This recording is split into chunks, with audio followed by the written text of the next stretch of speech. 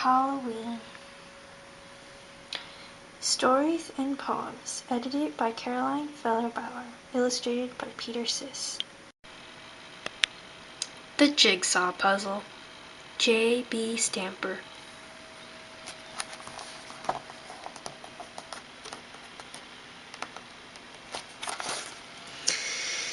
It was on the top shelf of an old bookcase, covered with dust and barely visible. Lisa decided she had to find out what it was. Of all the things in the old junk shop, it aroused her curiosity most. She had looked through old books, prints, and postcards for years. Nothing had caught her interest. Now the old box, high and out of reach, intrigued her. She looked around for the old man who ran the store, but he had gone into the back room.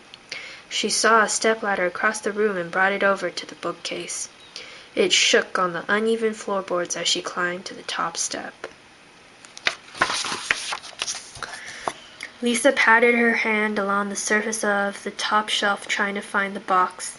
The dirt was thick and gritty on the board. Then she touched the box. It was made of cardboard.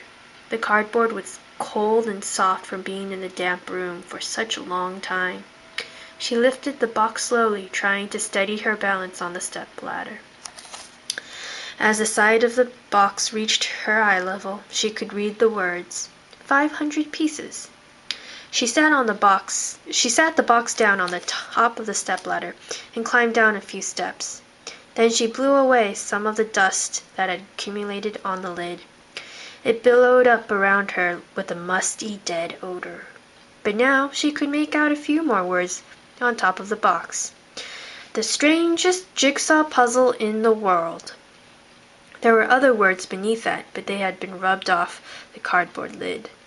The big picture on the cover had been curiously damaged. Lisa could make out areas of light and dark.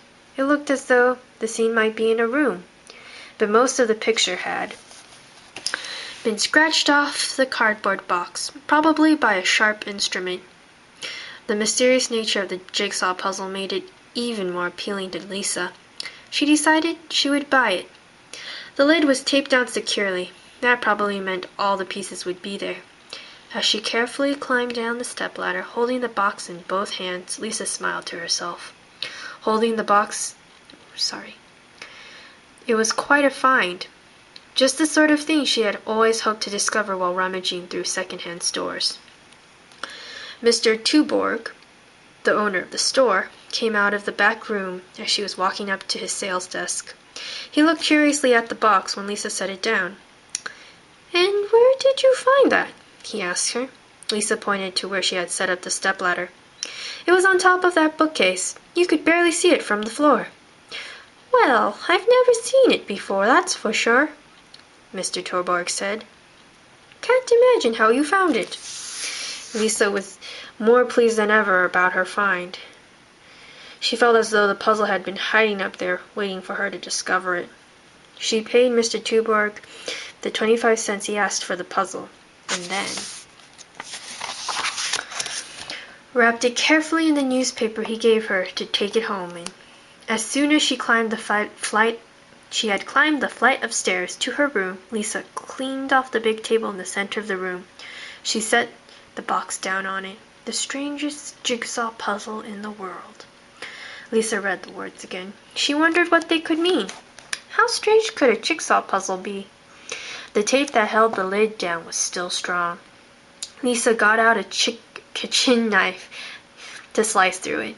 When she lifted the cover off the box, a musty smell came from inside. But the jigsaw pieces all looked in good condition. Lisa picked one up. The color was faded, but the picture was clear. She could see the shape of a finger in the piece. It looked like a woman's finger. Lisa sat down and started to lay out the pieces, top side up, on the large table. As she took them from the box, she sorted out the flat-edged pieces from the inside pieces. Every so often she would recognize something in one of the pieces. She saw some blonde hair, a window pane, a small vase. There was a lot of wood texture in the pieces, plus what looked like wallpaper. Lisa noticed that the wallpaper in the puzzle looked a lot like the wallpaper in her own room. She wondered if the wallpaper was as old as the jigsaw puzzle. It would be an incredible coincidence, but it could be the same. By the time Lisa had all the pieces laid out on the table, it was 6:30. She got up and made herself a sandwich. Already her back was beginning to hurt a little from leaning over the table, but she couldn't stay away from the puzzle. She went back to the table and set her sandwich down beside her. It was always like that when she did jigsaws. Once she started, she couldn't stop until the puzzle was all put together. She began to sort out the edge pieces according to their coloring. There were dark brown pieces, whitish pieces, the wallpaper pieces, and some pieces that seemed to be like glass, perhaps a window. As she slowly ate her sandwich, Lisa pieced together the border. When she was finished, she knew she had been right about the setting of a picture when she had first seen the puzzle. It was a room. One side of the border was wallpaper. Lisa decided to fill that in first. She was curious about its resemblance to her own wallpaper. She gathered all the pieces together that had the blue and lilac flower design. As she fit the pieces together, it became clear that the wallpaper in the puzzle was identical to the wallpaper in her room. Lisa glanced back and forth between the puzzle and her wall. It was an exact match. By now, it was 8:30. Lisa leaned back in her chair. Her back was stiff. She looked over at her window. The night was black outside. Lisa got up and walked over to the window. Suddenly she felt uneasy, alone in the apartment. She pulled the white shade over the window. She paced around the room once, trying to think of something else she might do other than finish the puzzle. But nothing else interested her. She went back and sat down at the table. Next she started to fill in the lower right-hand corner. There was a rug and then a chair. This part of the puzzle was very dark. Lisa noticed uneasily that the chair was the same shape as the one sitting in the corner of her room, but the colors didn't seem exactly the same. Her chair was maroon. The one in the puzzle was in the shadows and seemed almost black.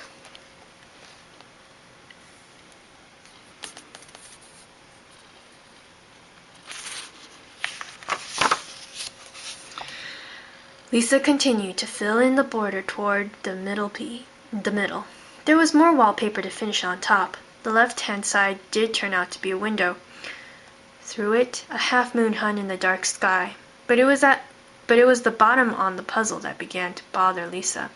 As the pieces fell into place, she saw a picture of a pair of legs crossed underneath the table. They were the legs of a young woman. Lisa reached down and ran her hands along one of her legs. Suddenly, she felt as though something was crawling up it, but it must have been her imagination. She stared down at the puzzle. It was almost 3/4 done. Only the middle remained. Lisa glanced at the lid to the puzzle box. The strangest jigsaw. She shuddered. Lisa leaned back in her chair again. Her back ached. Her neck muscles were tense and strained. She thought about quitting the puzzle. It scared her now. She stood up and stretched. Then she looked down at the puzzle on the table. It looked different from the higher angle. Lisa was shocked by what she saw. Her body began to tremble all over. It was unmistakable. The picture in the puzzle was of her own room. The window was placed correctly in relation to the table. The bookcase stood in an exact spot against the wall. Even the carved table legs were the same. Lisa raised her hand to knock the puzzle apart. She didn't want to finish the strangest jigsaw puzzle in the world. She didn't want to find out what the hole in the middle of the puzzle might turn out to be. But then she lowered her hand. Perhaps it was worse not to know. Perhaps it was worse to wait and wonder. Lisa sank back down into the chair at the table. She fought off the fear that crept into the sore muscles on her back. Deliberately, piece by piece, she began to fill in the hole in the puzzle. She put together a picture of a table on which lay a jigsaw puzzle. The puzzle inside the puzzle was finished, but Lisa couldn't make out what it showed. She pieced together the young woman who was herself. As she filled in the picture, her own body slowly filled with horror and dread. It was all there in the picture, the vase filled with the blue cornflowers, her red cardigan sweater, the wild look of fear in her own face.